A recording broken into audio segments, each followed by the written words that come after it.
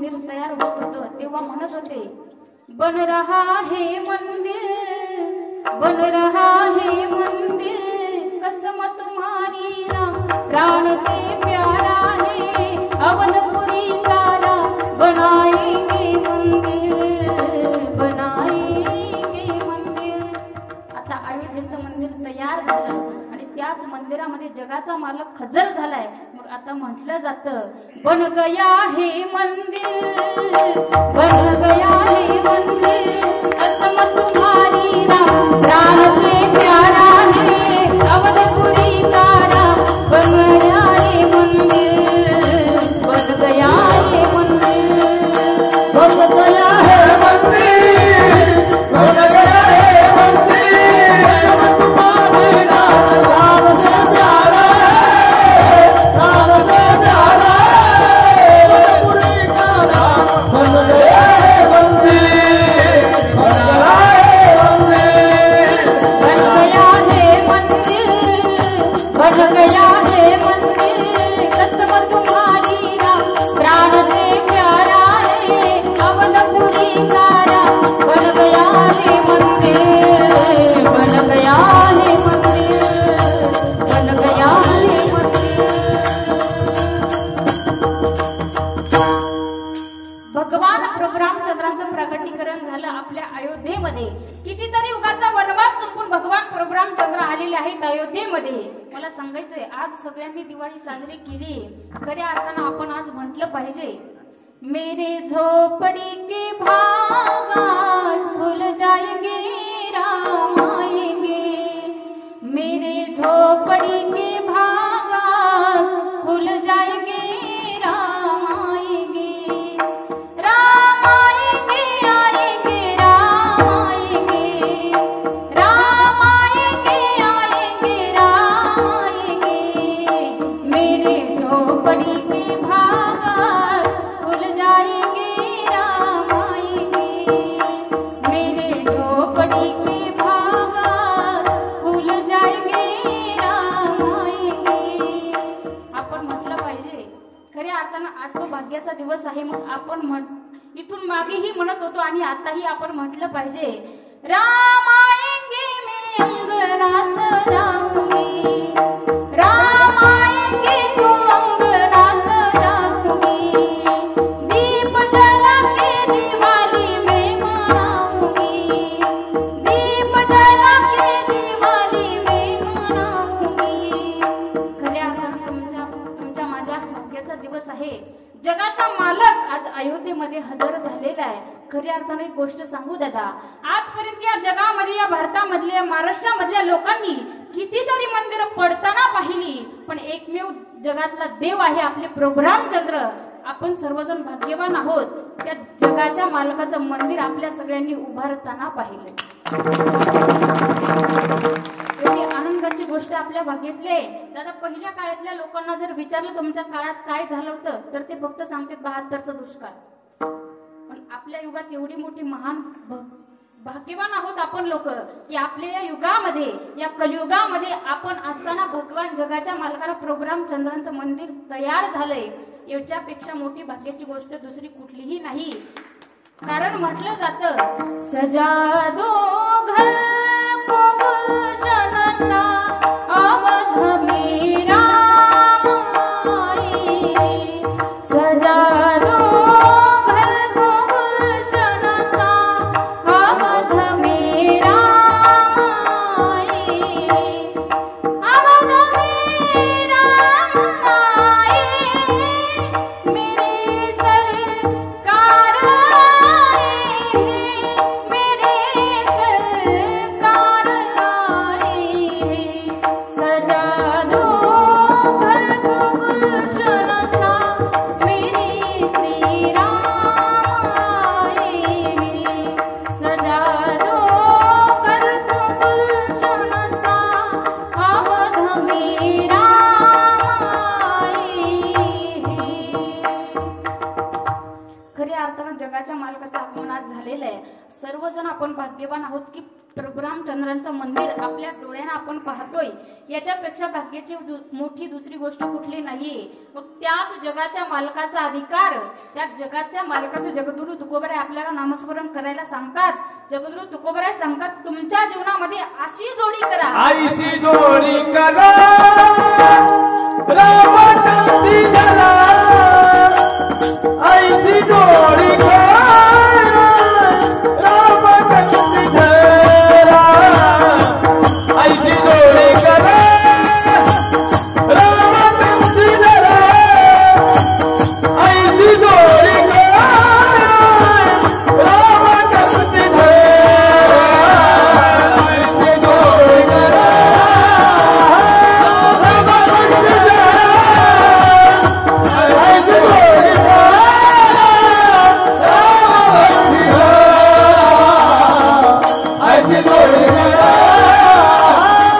रामचंद्री धरा, आईशी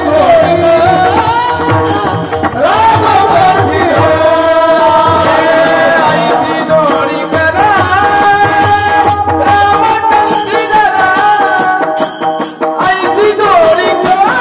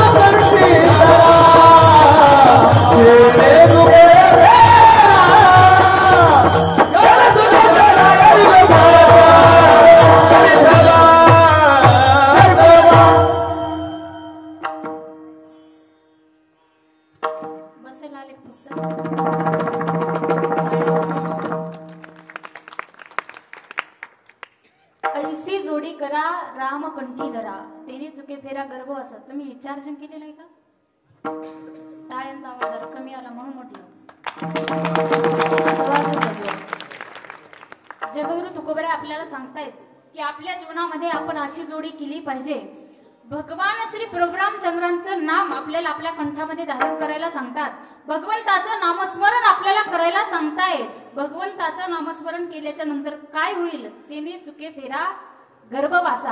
आपलं जे गर्भवासाचं दुःख आहे ते नाहीसं होईल. पण त्या अगोदर भगवान श्री प्रभू रामचंद्रांचं नाम आपल्याला आपल्या कंठामध्ये धारण करावं लागेल. पण दादा एक गोष्ट सांगू, या कलियुगामध्ये भगवंताचं नामस्मरण करणारी लोक फार कमी आहेत. पण ज्यांना वाटतं की माझं गर्भवासाचं दुःख नाहीसं झालं पाहिजे, माझं गर्भवासाचं दुःख गेलं पाहिजे, त्यांनी भगवंताचं नामस्मरण केलं पाहिजे. आपल्या कंठामध्ये भगवंताला आपण आणून ठेवलं पाहिजे. कारण सांगू, माझ्या शबरी मातेनं भगवंताचं नामस्मरण केलं, साक्षात प्रभू रामचंद्रांना त्यांच्या झोपडीमध्ये जावं लागलं. ही ताकद नामाची आहे. कारण मी तुम्हाला सांगेल की शबरी मातेचं जेव्हा लग्न ठरलं होतं, शबरी मातेच्या लग्नामध्ये 1000 अशी त्यांच्या दरबारामध्ये 1000 बकरी उभी केली। शबरी मातेने आईला प्रश्न केला, का ग आई, ही बकरी दारात कशासाठी उभी केलेली आहेत? आईनं सांगितलं, शबरी, उद्या तुझं लग्न आहे आणि त्या लग्नामध्ये जेवढे काही पाहुणे मंडळी येतील त्यांना मेजवानी म्हणून, त्यांना भोजन म्हणून या बकऱ्यांचं जेवण द्यायचंय, त्याच्यासाठी ही बकरी आपल्या दारात उभी केलेली आहेत। शबरी मातेने विचार केला, एका रात्रीतूनच विचार केला, जर माझ्या लग्नासाठी 1000 बकऱ्यांचा बळी जात असेल तर मी लग्नच नाही केलेलं कोणतं वाईट आहे। महिला मंडळी एका रात्रीतून शबरी मातेनं घर सोडलं। शबरी मातेच्या वडिलांना सगळीकडे त्यांना शोधलं पण कुठे सापडल्या नाही। शबरी माता एका अशा आश्रमात जाऊन थांबल्या होत्या की मातंग ऋषींचा आश्रम त्या ठिकाणी होता आणि शबरी माता त्या ठिकाणी जाऊन राहत होत्या। रोज त्या महात्म्याची सेवा करायच्या, झाडून काढायच्या, अंगण झाडायच्या, सडा टाकायच्या, फुलांची रांगोळी काढायच्या, रोज त्यांची सेवा करत होत्या शबरी माता। पण एक दिवस त्या साधूंनी विचार केला की अरे, या ठिकाणी कुणीतरी आलेलं आहे, माझी चोरून सेवा करतोय, मी पाहिलं पाहिजे। दुसऱ्या दिवशी ते साधू महात्मा उठले, शबरी माता अंगण झाडत होत्या आणि अंगण झाडत असताना शबरी मातेकडे ते साधू महात्मा आले। साधूंनी प्रश्न केला, शबरी, आजपर्यंत तू सेवा केली माझी, तुझी सेवा ही सफल झालेली आहे, आता फक्त एकच काम करायचं, आम्ही देवाकडे वरती भेटायला चाललोय, जगाच्या मालकाला आम्ही वरती भेटायला चाललोय, पण एक लक्षात घे, तो जगाचा मालक तुला भेटण्यासाठी तुझ्या झोपडीत येणार आहे। कधी सांगितलं? तेव्हा देवाचा जन्म सुद्धा झाला नव्हता, तेव्हा सांगितलं शबरी मातेला। आणि त्या दिवसापासून शबरी मातेने वाट पाहायला सुरुवात केली। रोज अंगणामध्ये यायच्या, अंगण झाडायच्या, सडा टाकायच्या, फुलांची रांगोळी काढायच्या, बागेत जायच्या, फुलं आणायच्या, फुलांची रांगोळी काढायच्या, का तर माझे प्रभू रामचंद्र येतील, माझे प्रभू रामचंद्र येतील। रोज शबरी मातेने वाट पाहावी आणि शबरी मातेने म्हणावं, जब मोरे राम जी का आवान होगा, शबरी की कुटिया का पावन होगा, जब मोरे राम जी का आवान होगा, शबरी की कुटिया का पावन होगा। शबरी मातेने म्हणावं, रोज बागेत जावं, फुलं तोडून आणावी आणि त्या रस्त्यावरती टाकावी, का माझे प्रभू रामचंद्र येतील। शबरी माता म्हणायचे, आएंगे रघुराम जी मैं अंगना सजाऊंगी, जब मोरे राम जी का आवान होगा, शबरी की कुटिया का पावन होगा, जब मोरे राम जी का आवान होगा, शबरी की कुटिया का पावन होगा। शबरी माता रोज बागेत जायच्या, फुलं आणायच्या, सडा टाकायच्या, रांगोळी काढायच्या, माझा जगाचा मालक येणार आहे, माझे प्रभू रामचंद्र मला भेटण्यासाठी माझ्या झोपडीत येणार आहे। त्या दिवसापासून शबरी मातेने वाट पाहिली आणि त्यांच्या जीवनामध्ये असा एक सुवर्ण योग आला, जगाचा मालक शबरी मातेला भेट देण्यासाठी शबरी मातेच्या झोपडीत आला। महिला मंडळ ऐका, याच्या पुढचं फार महत्वाचं आहे। शबरी मातेच्या झोपडीत जगाचे मालक आले, बसले। शबरी मातेकडे बसायला देण्यासाठी पाठ नव्हता, असं नव्हतं, काहीच नव्हतं। शबरी मातेनं खालीच बसवलं भगवान प्रभू रामचंद्रांना आणि शबरी मातेला भगवान प्रभू रामचंद्रांचे पाय धुवून काढायचे होते। महिला मंडळ ऐका बरं, पाय धुवून काढायचे होते पण शबरी मातेकडे पात्र नव्हतं, पात्र। एक बोलू का, आपली घरं पात्रानं गच्च भरली पण देवाचे पाय धुण्याची पात्रता आपल्याकडे नाही। शबरी मातेकडे पात्र नाहीये पण जगाच्या मालकाचे पाय धुवायचे। शबरी मातेनं भगवान प्रभू रामचंद्राच्या चरणाखाली असे हात घातले आणि पाय धुण्यासाठी घरात पाणी सुद्धा उपलब्ध नव्हतं।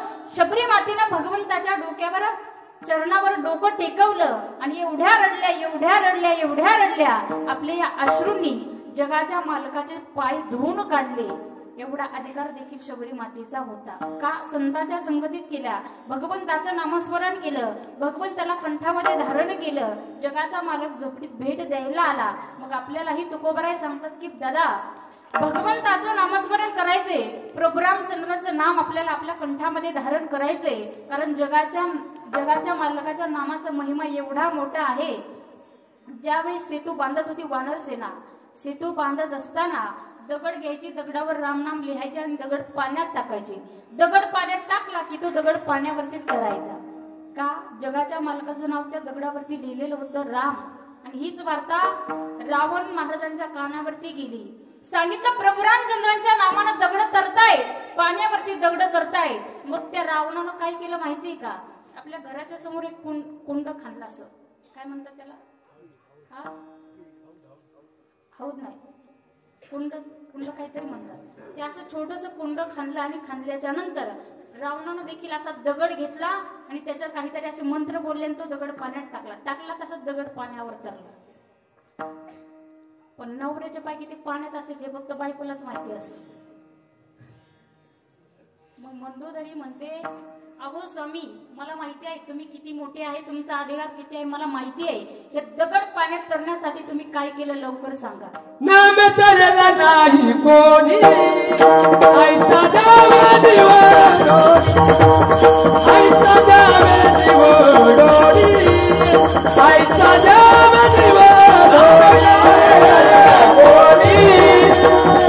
जावे दिवडोरी, ऐसा जावे दिवडोरी, ऐसा जावे दिवडोरी.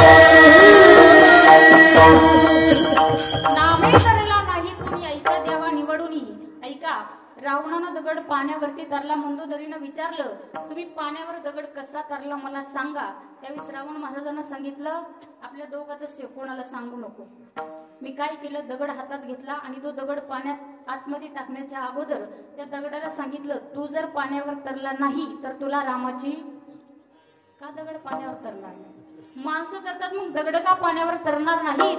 जगाच्या मालकाचं नाव जर दगडावर टाकलं तर ती दगड पाण्यावरती तरली. वानर सेना दगड पाण्यावर तरत होती. वानर सेनानी प्रभू रामचंद्राचं नाव दगडावर लिहून ती दगड पाण्यात फेकत होती आणि दगड पाण्यावरती तरत होती.